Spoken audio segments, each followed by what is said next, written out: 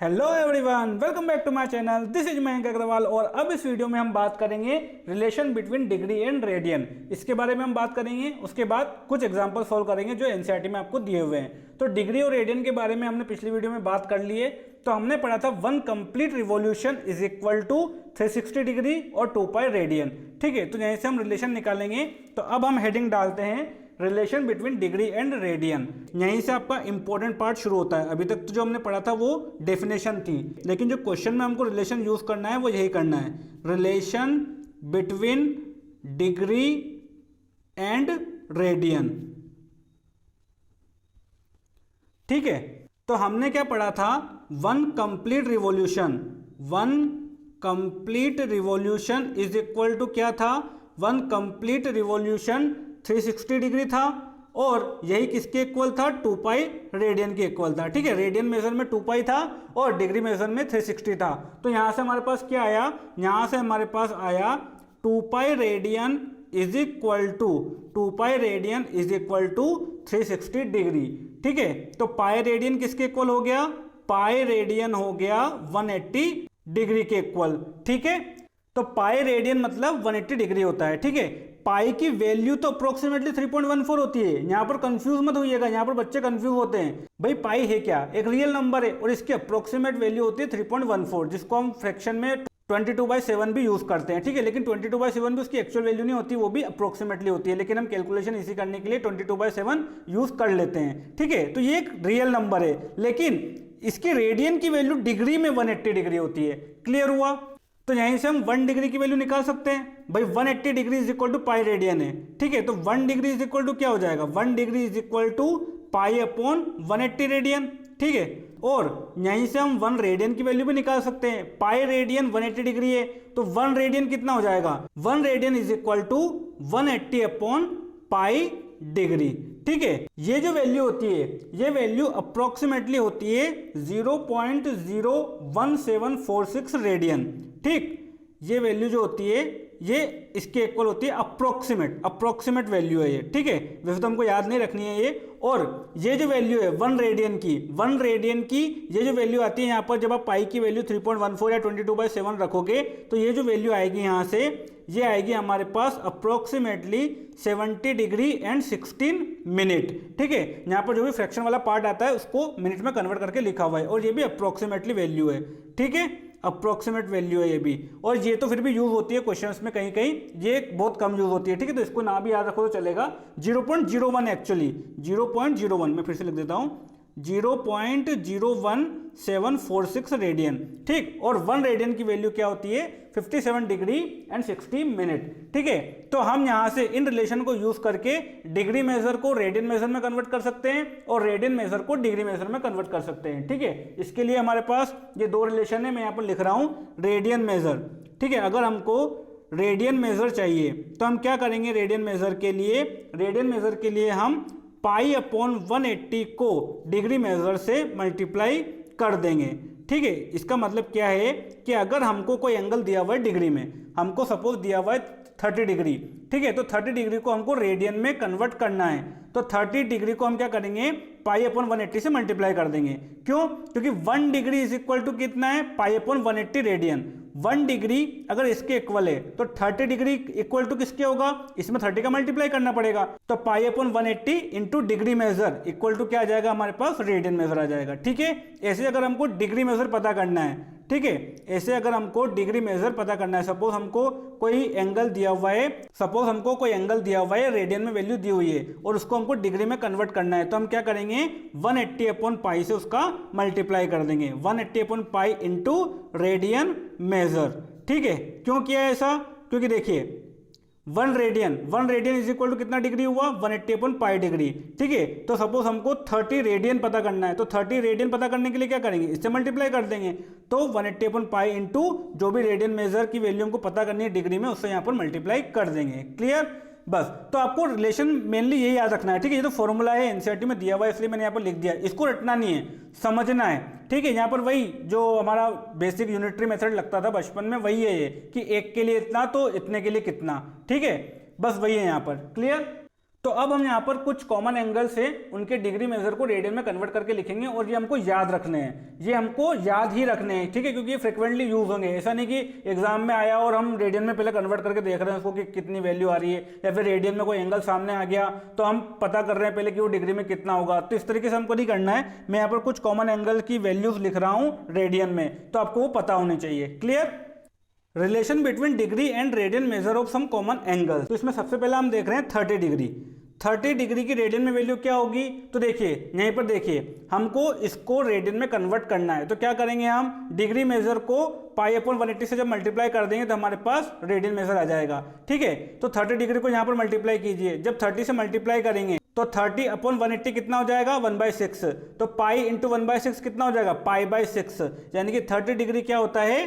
पाई/6 होता है। ये याद रखना है आपको, ठीक है, बाय हार्ट याद होना चाहिए।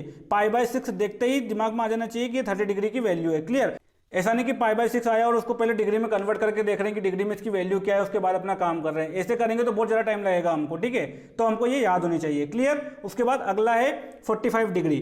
45 डिग्री इसकी रेडियन में वैल्यू क्या होगी? यहाँ पर जब इसको 45 से मल्टीप्लाई करेंगे तो 45 से ये 4 टाइम कट जाएगा, ठीक, तो इसकी वैल्यू आएगी हमारे पास पाई/4।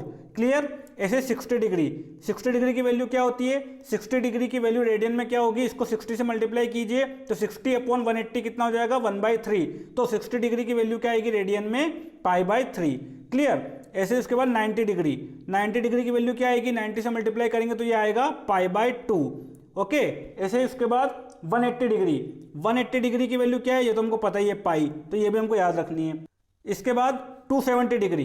270 डिग्री क्या होता है? 270 डिग्री से जब मल्टीप्लाई करेंगे तो यहाँ पर आएगा 3/2। 270 किससे कटेगा? 90 से 3 बार, और ये 90 से 2 बार कटेगा, ठीक, तो 3π/2। तो 270 डिग्री क्या होता है? 3π/2। ओके, और उसके बाद 360 डिग्री। 360 डिग्री तो हमको पता ही है क्या होता है? 2π। तो ये आपको बाय हार्ट याद होने चाहिए। क्लियर? और इनके अलावा कुछ एंगल और भी हैं जो भी फ्रिक्वेंटली यूज होते हैं। उनमें है एक है 15 डिग्री, ठीक, 15 डिग्री।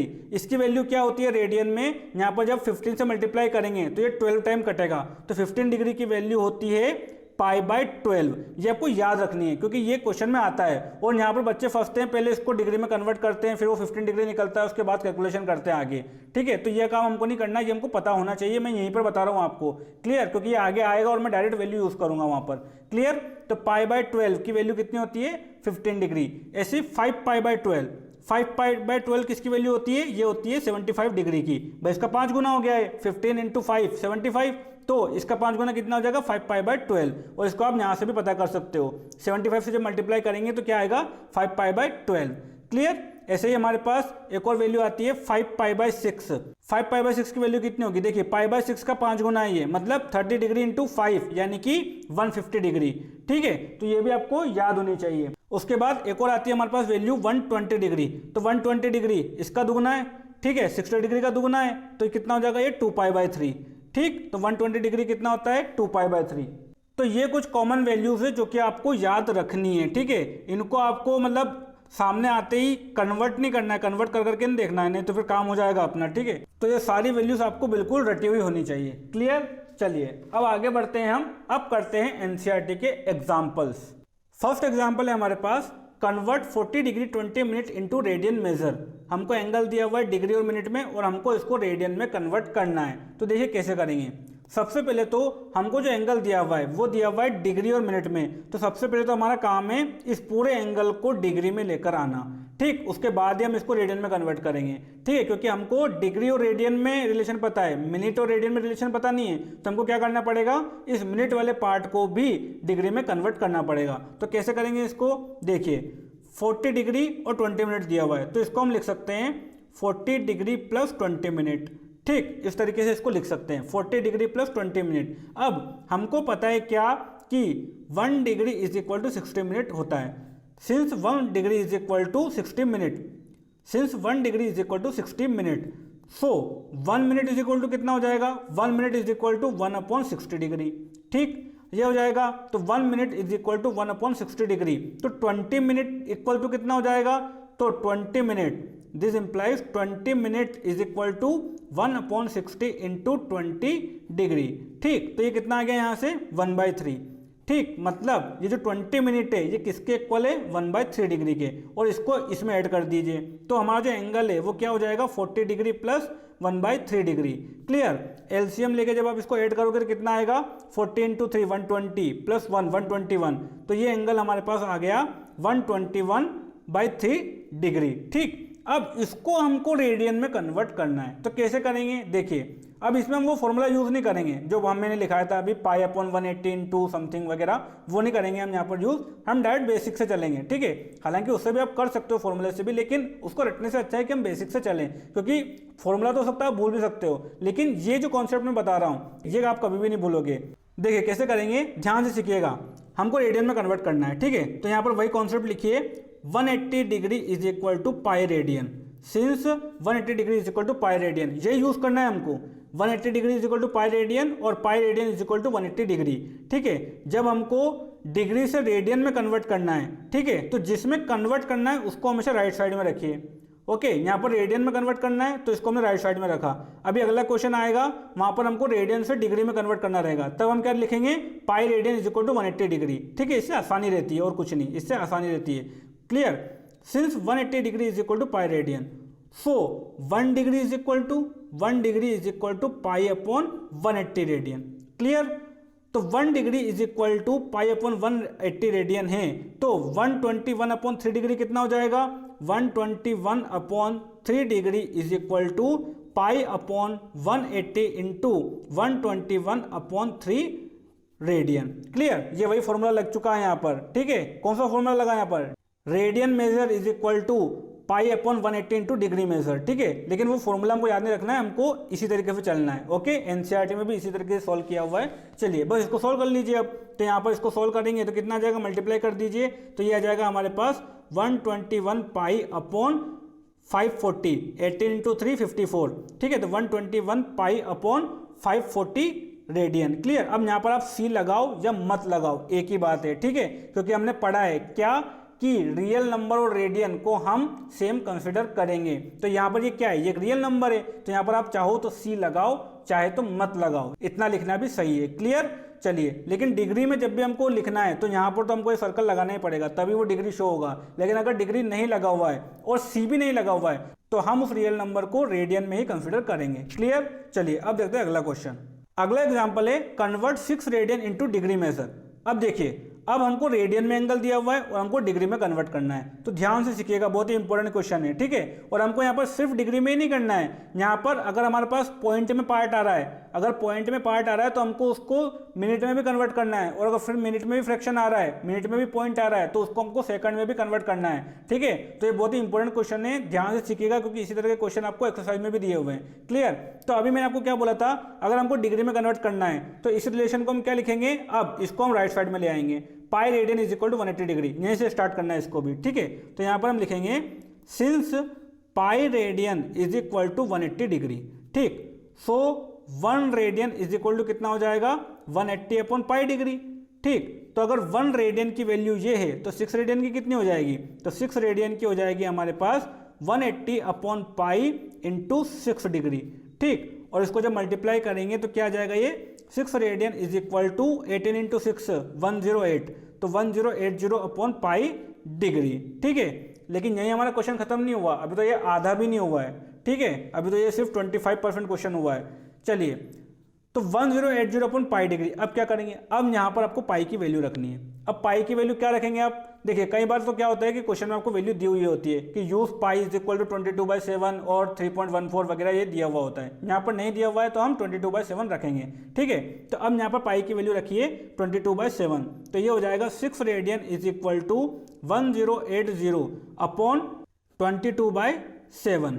ठीक, अब इसको सॉल्व कर लीजिए आप, तो ये 2 से कट जाएगा 540 और ये भी कट जाएगा 11, उसके बाद इसको मल्टीप्लाई कर लेंगे तो ये आ जाएगा हमारे पास 0, 7 इंटू 4 28, तो यहाँ आया 8 बचा 2, 5 इंटू 7 35, 35 प्लस 2 कितना हुआ 37, तो ये आया हमारे पास 3780 अपॉन 11 डिग्री।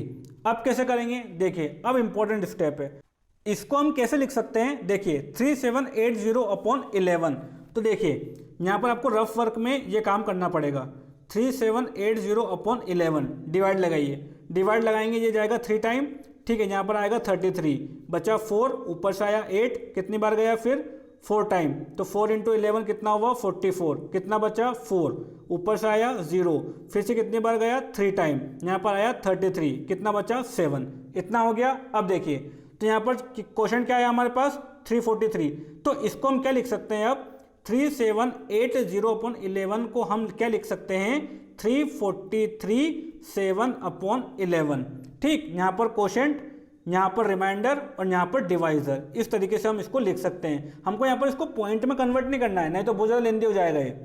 हमको यहाँ पर इस तरीके से लिखना है इसको। यहाँ पर आप चाहो तो पॉइंट में भी आगे डिवाइड करके लिख सकते हो, यहाँ पर पॉइंट लगाया, यहाँ पर 0 आया, फिर से डिवाइड मारो, लेकिन वो काम हम यहाँ पर नहीं करेंगे, हम इसको इस तरीके से लेकर चलेंगे। क्लियर? तो इसको हम क्या लिख सकते हैं, ये लिख सकते हैं 343/7/11, ठीक। तो ये कितना हो गया मेरे पास, ये हो गया 343/7/11 डिग्री। अब देखिए ये जो लिखा हमने, इसको अब हम क्या लिख सकते हैं, इसको हम लिख सकते हैं 343 डिग्री प्लस 7/11 डिग्री, ये लिख सकते हैं, ठीक। इसको क्या लिखा 343 डिग्री प्लस 7/11 डिग्री, ये फ्रैक्शन पार्ट है। अब इसको हमको मिनट में कन्वर्ट करना है, इसको हमको मिनट में कन्वर्ट करना है। तो यहाँ पर हम क्या लिखेंगे, since 1 degree is equal to 60 minute, so 7/11 degree कितना हो जाएगा, 7/11 degree is equal to 7/11 into 60 minute. Clear? यहाँ पर मल्टीप्लाई कर दीजिए तो कितना आ जाएगा, ये 6 × 7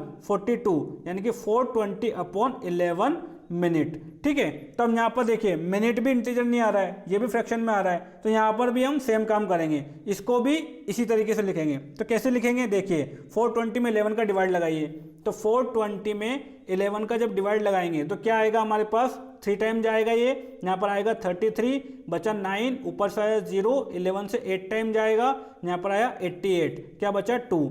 तो इसको हम क्या लिख सकते हैं, 420/11 को हम लिख सकते हैं 38 एंड 2/11, 38 2/11, मतलब ये क्या है हमारे पास 38 मिनट एंड 2/11, ठीक है। 38 मिनट, इसको हम लिखेंगे 38 2/11 मिनट, ठीक है। तो ये क्या है हमारे पास, ये है 38 मिनट प्लस 2/11 मिनट, ठीक। अब इस 2/11 मिनट को हमको सेकंड में कन्वर्ट करना पड़ेगा, तो कैसे करेंगे, अब देखिए हमको पता है since 1 minute is equal to 60 seconds, 1 minute is equal to 60 seconds, तो 2/11 मिनट इक्वल टू कितना हो जाएगा, 2/11 minute is equal to 2/11 into 60 second, तो ये आ जाएगा हमारे पास 60 × 2 कितना हुआ 120, 120/11 सेकेंड्स। अब देखिए यहाँ पर भी ये इंटीजर नहीं आ रहा है, लेकिन अब सेकंड से आगे तो हम कन्वर्ट कर नहीं सकते, सेकंड से ही कन्वर्ट कर सकते हैं। तो यहाँ पर जो भी ये वैल्यू आ रही है उसको हमको लिख देना है, ठीक है।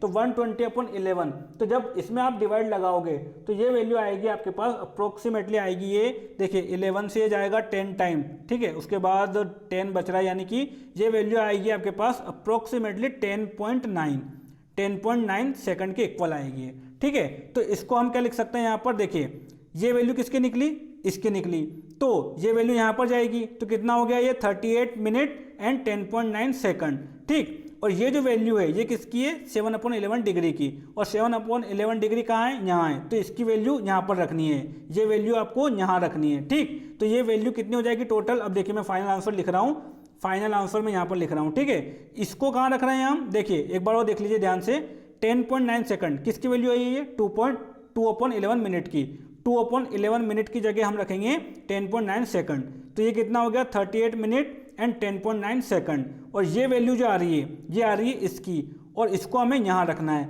यानी कि 38 मिनट एंड 10.9 सेकंड को हम यहाँ रखेंगे। तो फाइनल वैल्यू हमारे पास क्या आ जाएगी, फाइनल वैल्यू हमारे पास आ जाएगी 343 डिग्री 38 मिनट एंड 10.9 सेकंड, ठीक है। और इसको आप चाहो तो अप्रोक्सीमेटली 11 भी लिख सकते हो, ठीक है।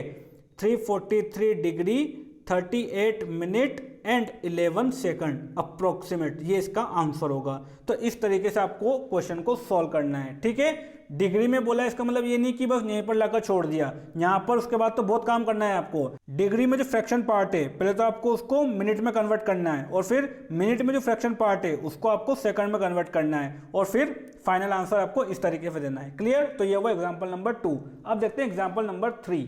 अगला एग्जांपल हमको दिया हुआ है, find the radius of the circle in which a central angle of 60 degree intercepts an arc of length 37.4 centimetre, use pi is equal to 22/7। तो देखिए कैसे करेंगे इसको।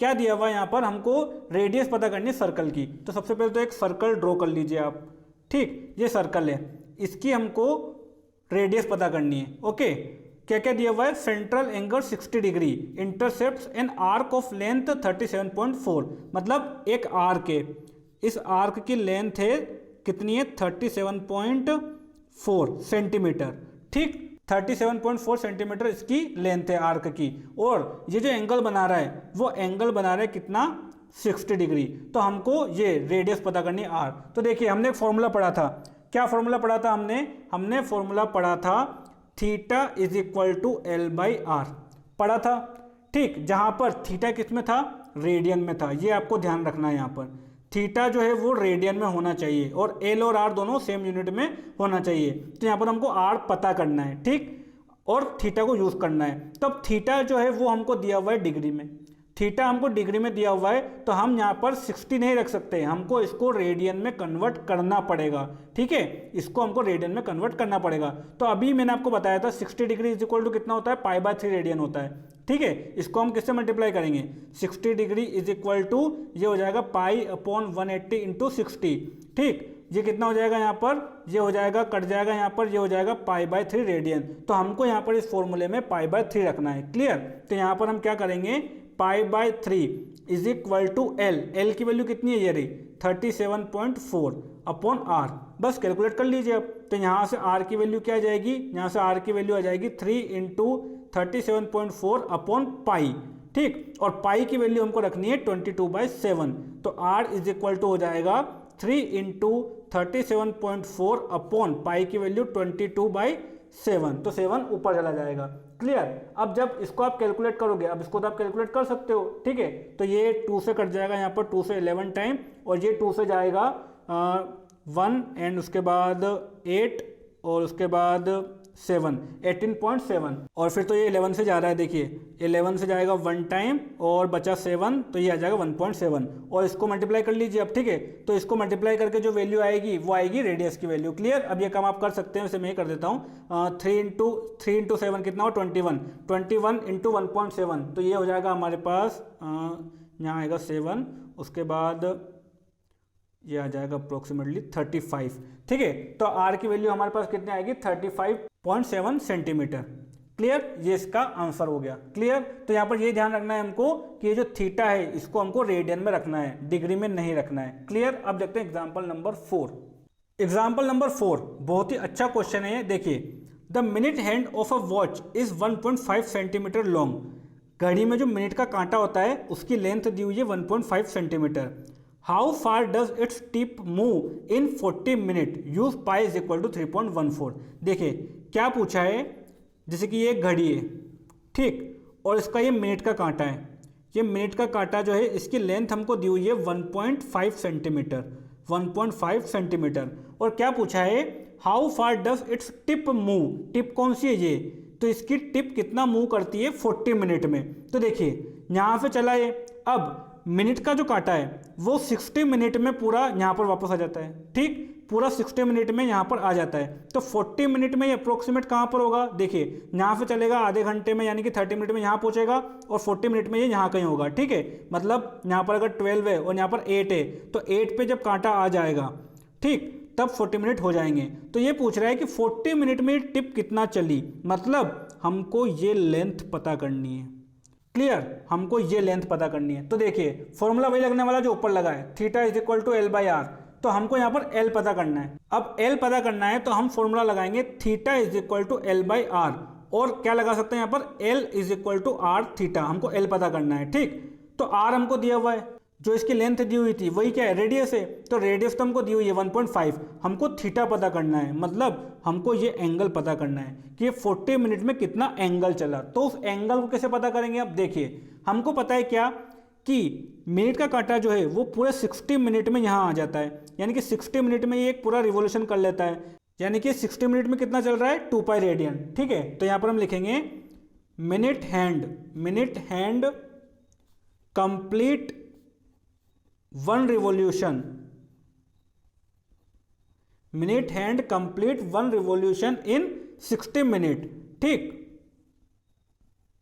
और 60 मिनट में कितना हो जाएगा, ये पूरा 2 पाई हो जाएगा, ठीक है। तो 60 मिनट में ये कितना हो जाएगा, 2 पाई रेडियन, ठीक। 60 मिनट में 2 पाई रेडियन हो गया, तो 40 मिनट में कितना हो जाएगा, 40 मिनट में कितना हो जाएगा, ये 2 पाई अपॉन 60 इंटू 40, तो कितना हो जाएगा, ये 2 टाइम 20 से ये 3 टाइम 4 पाई बाय 3, यानी कि ये जो एंगल है ये है 4 पाई बाय 3।